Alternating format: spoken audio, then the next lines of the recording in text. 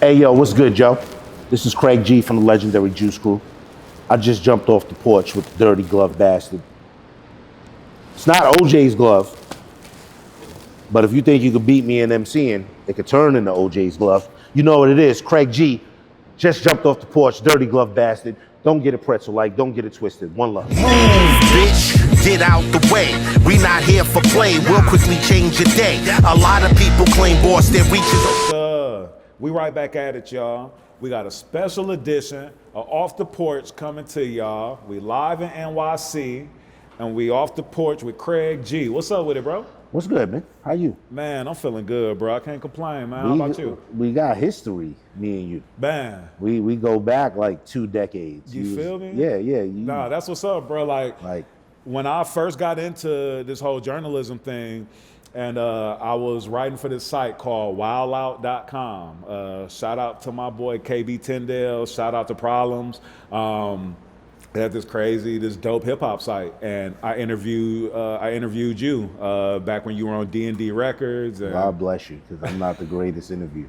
But once I have history with you, you will get a good interview. Oh yeah, for sure. So don't start sending me messages. If I don't know you, you're probably gonna get declined. But anyway. Yes, sir. Yeah. Nah, man. But you know what? It was ill, bro, because I needed that test to let me know that this was something that I wanted to do. You know what I mean? I mean, I wasn't testing you per se. It's more like I when I go into the booth, I put everything into the music, and I'm from an era where you had like a press day and that was it. So it didn't really. Interviews were not that important, and I was kind of stuck in my ways then, kind of like, so. Yeah. But I know now it's a necessary evil. Nah, for sure. I mean, you gotta share your story. You gotta, the people don't only want to listen to the music; they want to know the stories behind the music, how it was created, things like that. You know what I mean? You should know my goddamn. Nah, I'm not. All right. Nah, but we about to tap in, man. So. Queensbridge is such a legendary place within hip hop. Can you tell us, your experiences coming up in Queensbridge? Okay, so Queensbridge is one of the largest housing projects in the world. It's 6 blocks. It's 18 buildings on each block, which equals to 96 buildings. So it's like its own city. So there was a lot of violence, there are many rappers from Queensbridge that told the story. It's not embellished, it's not made up. There was a lot of violence, a lot of crazy stuff happening, but at the same time, there was a rich musical type of atmosphere in the air. My older brothers rapped. Okay. And I was probably like 6, 7 years old, and I just imitated them. And we had legendary park jams, and a lot of the great DJs from other boroughs would come to Queensbridge to play, and I would get to go there in the summertime until it got dark. So I got to absorb hip hop. But then we had people from our own hood, like Roxanne Shante, MC Shan, and even before that, we had like the Sunshine Boys. We had the original TJ Swan, rest in peace to both of them. Barshawn, he's down with the Furious 5 now. It was like a whole atmosphere of hip hop. And then Marley Marl just set it off. Yeah. And he lived in my building on the 41st side of Vernon, which was on the other side of the block from Nas. And it was just something that absorbed us. And either you was hustling and doing some crazy stuff, or you got engulfed into hip hop, and that's what happened with a lot of us. Word. And so you were firsthand, like seeing cats roll into the park, like plugging into the light poles and like throwing a jam, like really partying, like in the park. Yeah. Now, it didn't start in Queensbridge. Right. We've adopted it from whoever left Queensbridge and brought it back to Queensbridge, but it felt like our own because we were not really privy to outsiders in Queensbridge. Yeah. But I was in the midst of that. Like I was always around just in time for them to crack the mic was like when it got dark and they would crack the mic, and I wish I could get on, even though I was probably like stealing rhymes out of Encyclopedia Brown and stuff like that. Yeah. But at the end of the day, I had to go home because I was a kid. Right. I was literally probably 10, 11 years old. Yeah. And the few minutes I got to see of it was incredible to me. Like, just the way they controlled the crowd. You know, I heard it on tapes. My grandmother is from 41 West 12th Street, which is, it used to be called Martin Luther King Towers, but I think it's a different name now of the projects. But that was right across the street from Harlem World. And I would hear the tapes, but I never got to see it until in Queensbridge when you saw the local dudes getting down. The Disco Twins, who were from Elmhurst, they would come to Queensbridge and they had this whole speaker set up, and it was like, felt like it was 20 stories high, and they had a fake Ray Charles dancing on the roof of the part of Queensbridge where they used to set up. And I absorbed every bit of it because I was just amazed at how I could see someone control the crowd with the mic. In hindsight, at that time, did you know that hip hop would be the great phenomenon that it is today? We didn't know that when we were making records. Listen,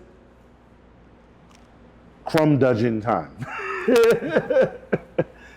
See, when we were building what this was, and I loosely say we because I came along later, we did this with no intentions. We did it because we loved it. We had no idea what it would turn into. So there's a lot of guys from our era, from the 80s, early 90s, who may not have been as successful as the ones that got lucky. And you look at us and you go, oh, well, you know, he fell off, or he didn't do this, or he didn't do this right. We didn't do it with intention. We did it because we loved hip hop, and we did it because we just wanted to contribute something dope to it. Do I wish we took care of business better back then? We didn't know that it would get to this.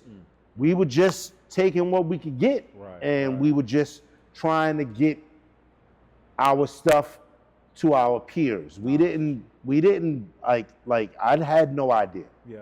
I mean, what's the term they use? Like, y'all walked, you know, so other artists could run, you know? Like, you guys had to sort of take those lumps, you know what I mean? And you know what's crazy about it? I don't really look at it as lumps because, you know, what happened is the gift and the curse of the internet is you didn't realize this many people were listening. And then it kind of came full circle because now that everything is online and you don't have to go through the channels we had to go through, nobody really knows what the hell they doing now. We just doing it, you know what I'm saying? But the fact that the quality to me was better because we didn't have intentions. We just wanted to make something dope. That was it. That was it. That was all it was. Yeah. Wanted to make something dope and make some money from it.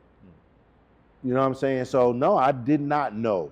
To answer your original question, I had no idea what this would turn into. At what point did you actually take it serious and even know that there was a true business component to it? I took it serious before I knew there was a business component to it. Because I wanted people to just come up to me and say, yo, you dope. Yeah. I took it serious, and see, that's the line right there where you say, when did you take it serious? When you knew there was a business component, but we took it serious because it was the craft. That's what it was. We took it serious because it was the craft. Like, you know, I wanted my favorite MCs to be like, yo, that was dope. Yeah. Like, to have Rakim come up to me and be like, yo, Dropping Science was dope, was like, oh, I made it. Yeah. That was what it was. Yeah, no, for sure. You know what I mean? So I've always taken it serious. I always taken it serious because it was just, I wanted to be the best at what I did. Yeah. I know that's a debatable subject with a lot of people, but for me, to come from nothing and to be recognized for anything I do is an accomplishment. Yeah. Right. And is it safe to say that you're one of hip hop's first like teenage stars? You know, like I think when we look at that, like, you know, we recognize artists like Bow Wow or like Criss Cross or like, you know what I mean? Just certain people who is like, man, they were doing this when they were 12, 13, 14, 15, but you were really making an impact at like the age of 15 years old. In 1985, my very first record was the rap version of Shout by Tears for Fears. I was 12, I was maybe 2 months from being 13 years old. Wow. When I made the song.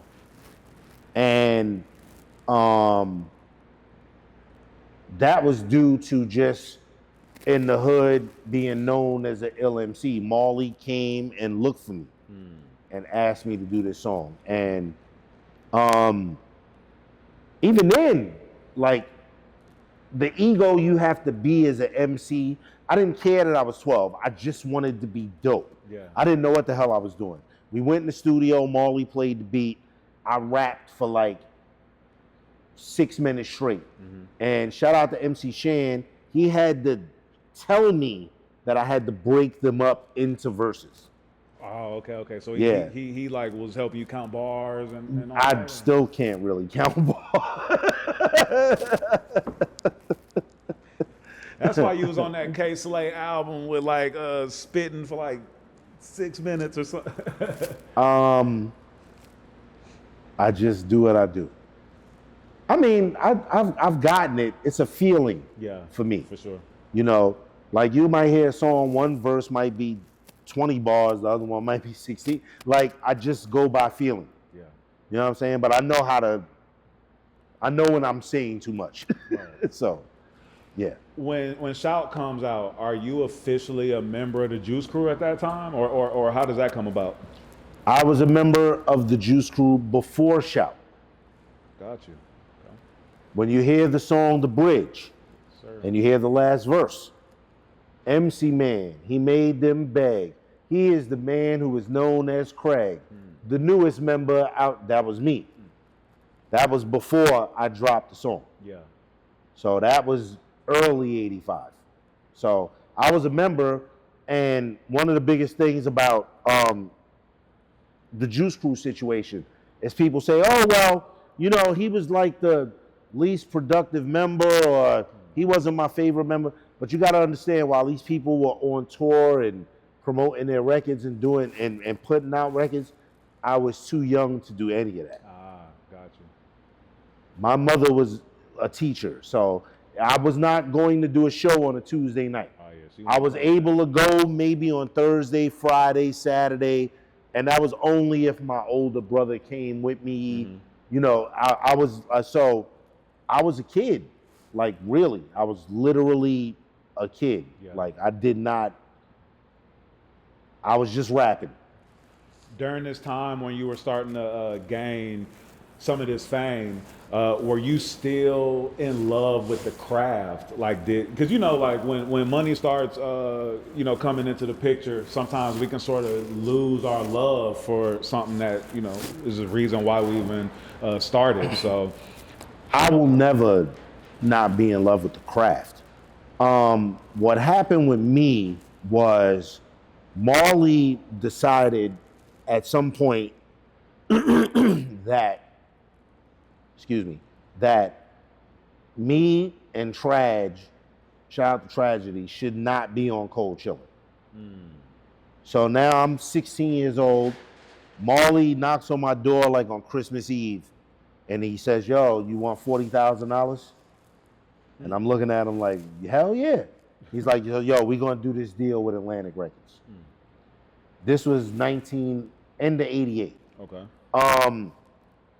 Back when house music was like dope, before it kind of went left and started turning into some weird stuff, I had this song called Turn This House Into a Home.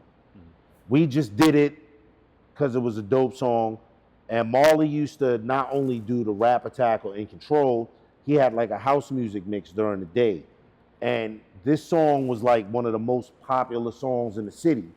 And the A&R of Atlantic Records at the time was one of the greatest, most legendary house music DJs, Merlin Bog. And that's how the interest in Atlantic came for me. And like they made me do 2 other hip house records on the album. We rushed the album.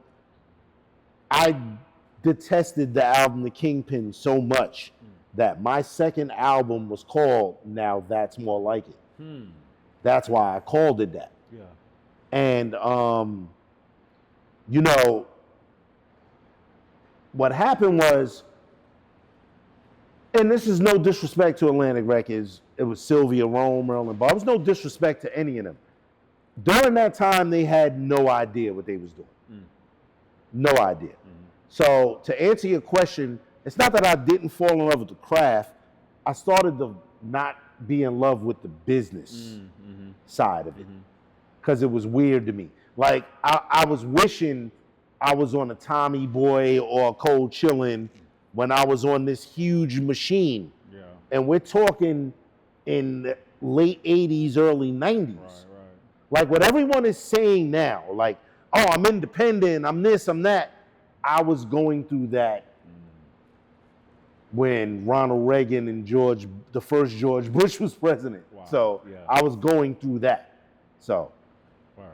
Can you talk about some of your like memorable battles like that you had? Like I know like you had a lot of battles with like Supernatural and. The thing with Supernatural was organic. It wasn't. We didn't like plan it. You understand what I'm saying? And shout out to Supernat. It wasn't my most memorable battle to me. Like as an MC, I used to answer the phones on the Rap Attack. Rest in peace to Mr. Magic. I battled every weekend when a rapper came to the radio station and rapped live on air. I literally was battling them. Like my heroes, Kurtis Blow, you know, freestyling with Kane, and like some people have possessions of these tapes. Me and Will Smith battled on the air. Like, shout out to Will Smith, who's a phenomenal MC. Don't let the acting stuff fool you. Like, we used to go at it. Those were my memorable battles because it was gladiator school to me. Yeah. Like, I think WBLS is celebrating its 50th anniversary, or did last year, and Marley talked about how I was just ready to go at any rapper that was on the air. And those were my memorable battles, even though some of the rappers didn't know it was a battle. Yeah. Those were the ones for me because it was gladiator school for me. I was like, I'm trying to rhyme better than my hero. Yeah. No, so, sure. Yeah. Did you approach even doing features with other artists almost with like that same ferocity, like, you know, maybe from a friendly competition standpoint, but where you just, was that like the mission? Like whoever I'm on the track with, like I'm killing them. I go into that instantly because sometimes you don't hear the other verse yet. So what you want to do as a MC is make that dude go, oh, I gotta write I gotta write something because this dude went in. You know what I'm saying? So that for me is just a given. It's not really, it's a given. It doesn't matter who it is. For me, I need to put my best foot forward on every feature, on anything that I'm doing. So that's what that is. Word. The Symphony is, you know, considered like probably the most, like the best posse cut ever. You were 15 years old when that... Leave me out of who had the best verse conversation because I was in the 11th grade. Okay? I was holding my own against grown men. Yeah. So. Wow. Nah, that's what's up, man. And the visual was dope. Like just everything, you know what I'm saying, about it was dope. And I feel like you even brought like hella personality even like to the video, you know what I'm saying? Okay, so as far as the video goes, it was a trip because we went up to the Adirondack Mountains. That was a mock Western town. It wasn't like a real, it was like an outside structure. Got you. And we're in the mountains in January and it's freezing cold. They got the heat generators going. And for me,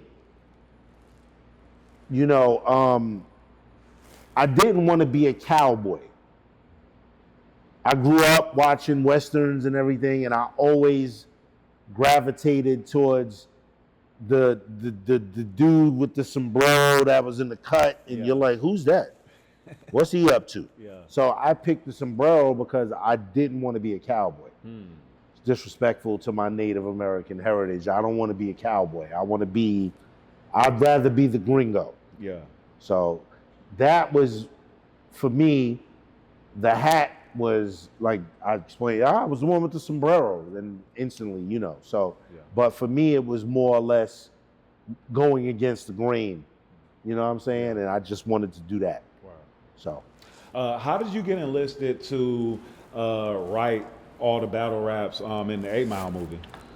Well, for one, I didn't write all the battle raps. I wrote Eminem's opponents' rhymes.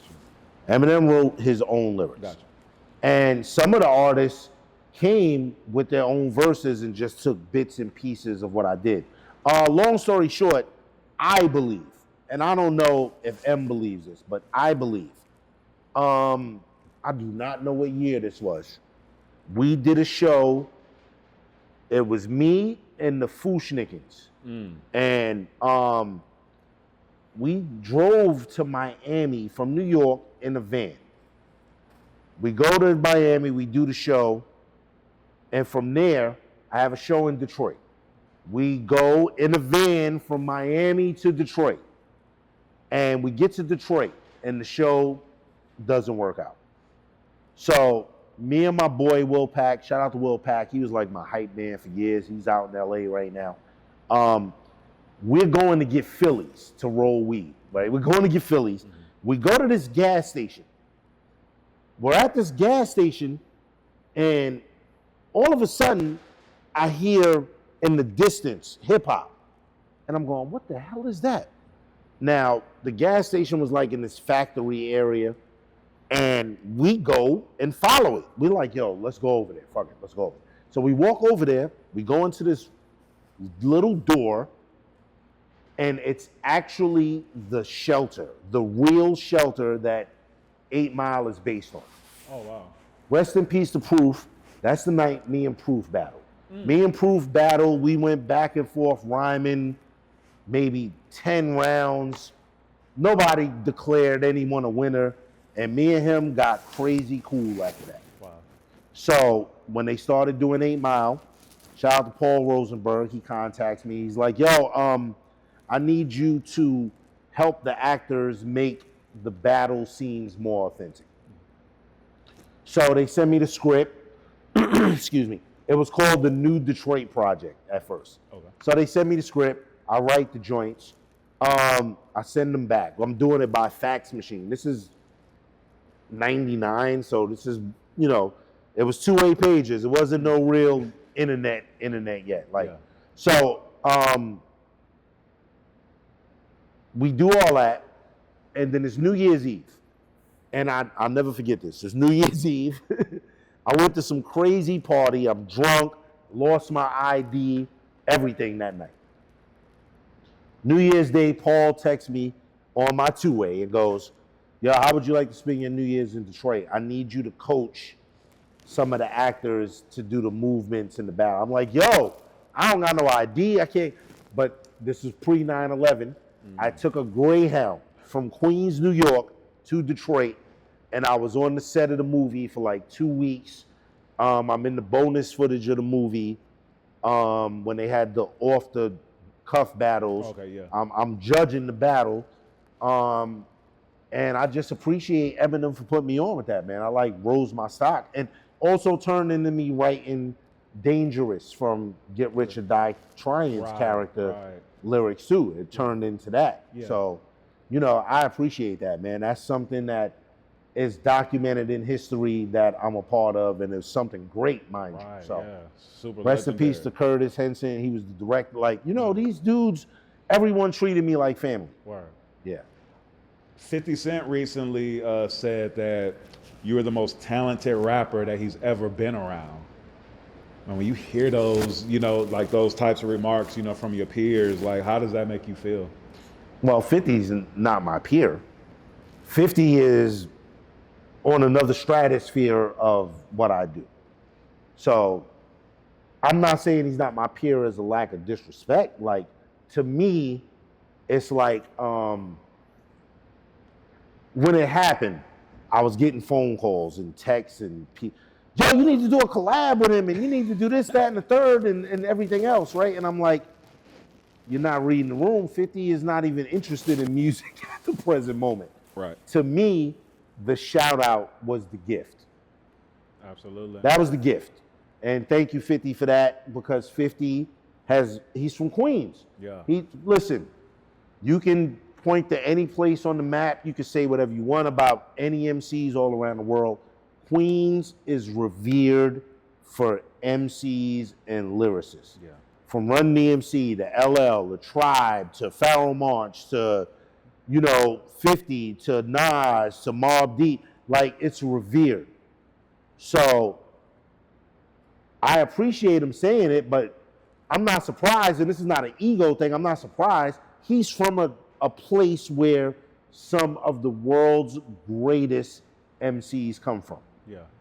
And again, I just appreciate him saying it, and thank you again, and thank you. Yeah. That's pretty much it. Yeah. You know, when they say I'm your favorite rapper's favorite rapper, that, Right. thank you. Shout out to the other two dudes that didn't know who the hell he was talking about. Do your Googles and all your research. I hope you did after that. For sure. Man, I'm just saying, man, a roll on one of them powers or something like that, you know what I mean? Wouldn't I would like to do that, but in the very least, I got some music for it. So, but you know, Absolutely.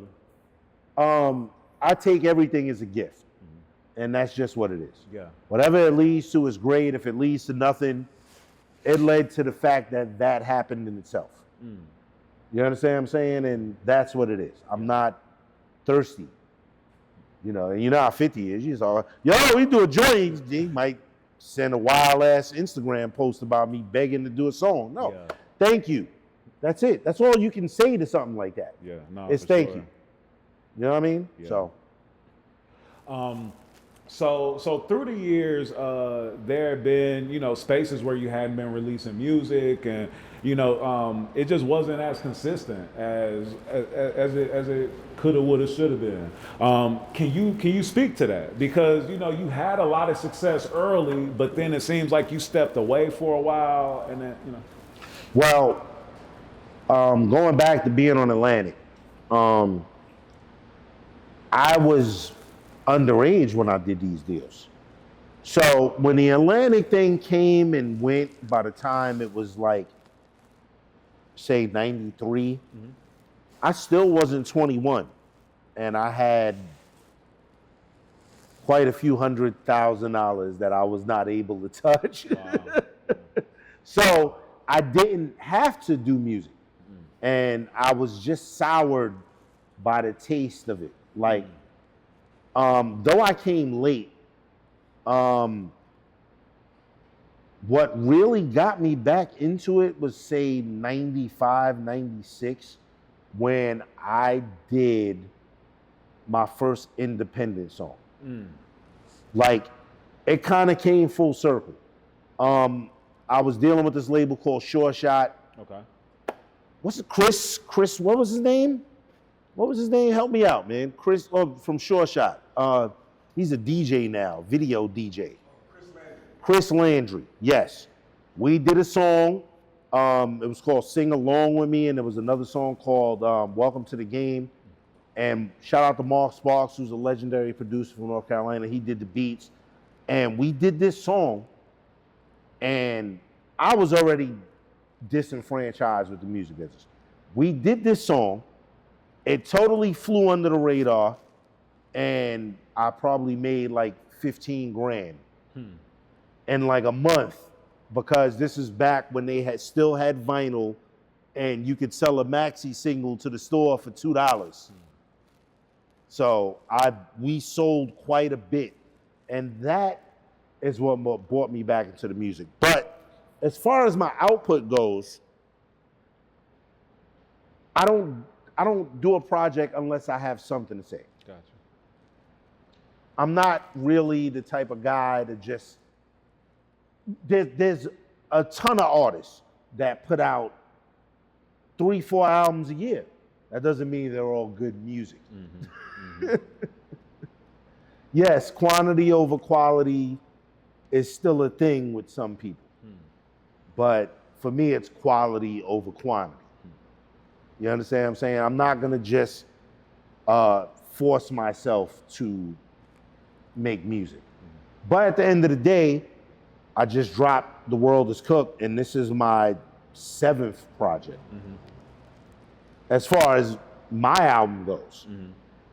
But I'm featured on 50, 60 songs a year.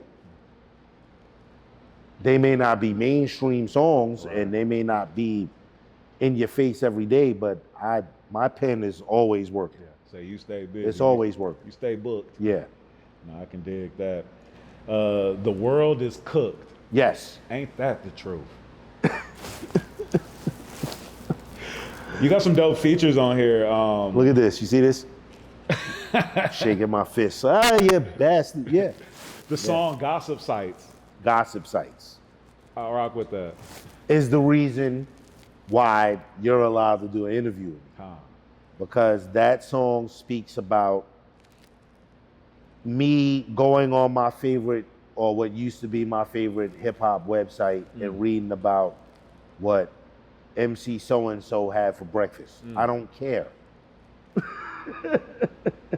It's like, long story short, what happened is, and I'm gonna expose this, is that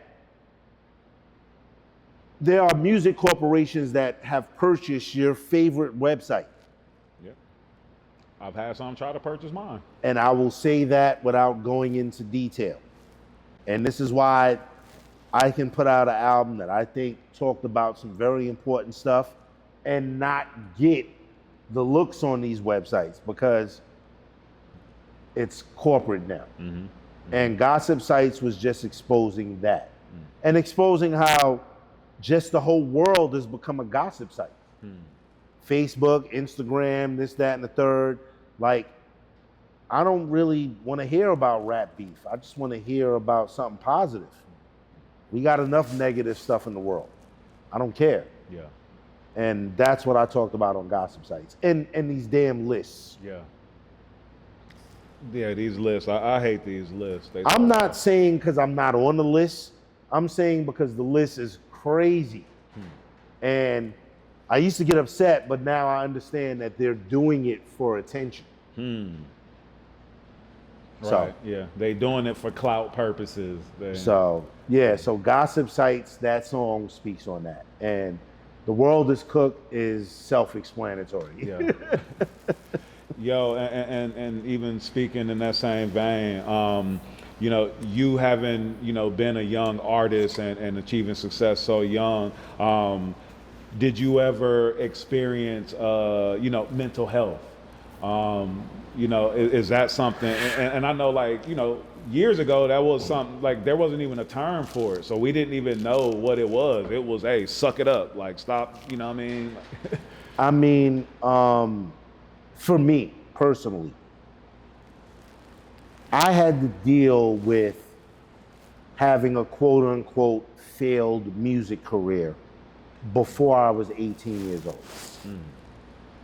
We're not supposed to really experience that. I didn't go to my graduation, my prom, because I was on the road. I didn't do any of this stuff. I spent a great deal of time, and that probably was due to some music inactivity feeling like I was wrong. When at the end of the day, I had to literally go to therapy to realize that I'm not a failure. I've actually achieved what half the music industry is trying to achieve now while I was still in high school. Right. And, you know, I didn't peak in high school. I peaked in hip hop in high school. And for me, that is in no way a failure. Right. That is a goddamn win, because there are men that are my age now that will never get to experience certain things that I have. Yeah. And I will say respect to every person that has been put under the pressure before they was mature enough to understand it to succeed. It's not easy. And even the ones now that are even adults, don't succumb to pressures and comparison. It's the thief of joy. Do what you love and be authentic with what you do, and you won't feel like you're living life for anyone. Do you mind repeating that? Again, like I said, you guys, even people that are of age now, don't fall under the pressures of trying to be a success. Do it because you love it. Don't compare yourself to everything, because comparison is the thief of joy. No matter how bad it is for you, you know the African proverb, the guy with no shoes was complaining until he met the guy with no feet. So Comparison is the thief of joy. Yeah. Just do it because you love it. Be yourself. Look in the mirror. See yourself. And you did your best. Absolutely. And that's what it is. Yeah.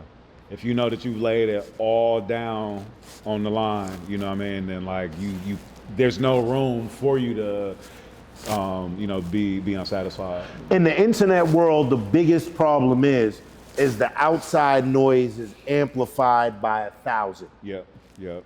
It does not matter. Yeah. And the outcome is more amplified than the process. The only person you should be listening to is the person that is successful at what they're doing. 97% of the opinions are from people who would trade places with you in a minute. Yeah, that's real. What they say, if we all threw our problems up in the air, let's see how many people gonna go and reach for your problem. You know what I mean? You're gonna look and be like, you know what I'm dealing with might not be as bad as I thought it was. Rest in peace to all the rappers that passed away. We're alive. That's the first step. And you have to be gracious and have gratitude that you're still alive and of sound mind to be able to do stuff. Yeah. So don't like me. I don't give a shit. I'm gonna still be here. Yes, sir. Because I have resilience. I have talent. And whether you think I don't or not, judging from the amount of success I may have achieved, I know what the hell I'm doing, because I've been here and back 2 or 3 times. You're still trying to get there the first time. What piece of advice would you give a young person that may be right on the verge of, reaching, some big time success, where you can just sort of help them to maybe stay grounded, or, you know what I mean? Because there's so many people that's like watching our platform, so many aspiring content creators, rappers, singers, producers, execs, you know what I mean? And a story like yours, bro, like you being that vulnerable and sharing it like that, I think people need to like have an understanding that, like, you don't have to, how am I trying to say this? Like how you say, you don't have to look at somebody else's success to count your success, or to, you know what I mean? Like you don't have to look at other people to. I'll say it for you. If you're aspiring to be whatever in life, if you feel like you're on the verge of quote unquote success, what you have to understand is that people like I was speaking about the outside noise before, people will try to determine what is successful for you. You have to understand that every step forward is a success. And that's it. Yeah. You understand what I'm saying? Because at the end of the day, some people's goals might be more than what yours is. Yeah. But what you have to understand is the success you want for yourself is only what you want. It's not what everyone thinks it should be, not what everyone thinks it's supposed to be, you know, because you can have the whole world say, oh, he wasn't successful. And then in my case, have one of the most successful rappers say, I was one of the most talented MCs. Right. So it's all subjective. Yep. Just do it because you love it and let the universe bring everything back that you put out because you love it. Right. That's it. Yes, sir. Whatever it may be. Yeah. Whatever it may be. Nah, that's what's up. You got anything that you're working on right now that you're excited about that you can speak on? I'm always working on something. Always. I'm excited about The World is Cooked because I'm talking about real things that are going on. And The World is Cooked for me is mainly the fact that in a world where everything is so instant, being intelligent has stopped kind of becoming cool. And I believe that you should respect people that use their brain, people that think before they act, people that put effort into stuff, and we're kind of losing that. And that's why I feel the world is cooked. And that's why I shake my fist at all of you, just add water, Chinese food, fast food, everything should happen in an instant. Yeah. Instant gratification. No, it's not instant gratification. It's work, it's perseverance, it's losing to win, it's taking 2 steps back to take 3 steps forward. Yeah. That's life. Yeah. Life is not the beginning or the destination, it's the journey in between. No, that's real spit. You got any shout outs you want to give, bro, before we get out of here? Shout out to everybody that appreciates art, that appreciates stuff that comes from the heart, that appreciates realness, that doesn't feel like they know everything. Because the moment you think that you're done learning is the moment you become the dumbest person on the planet. And with that, I'm off the porch. Yes, sir. Special pedigree, not in it for quick scores. You cherish longevity. Do it cause you love it in your heart. Always felt right. That's why sincere artistry has a shelf life.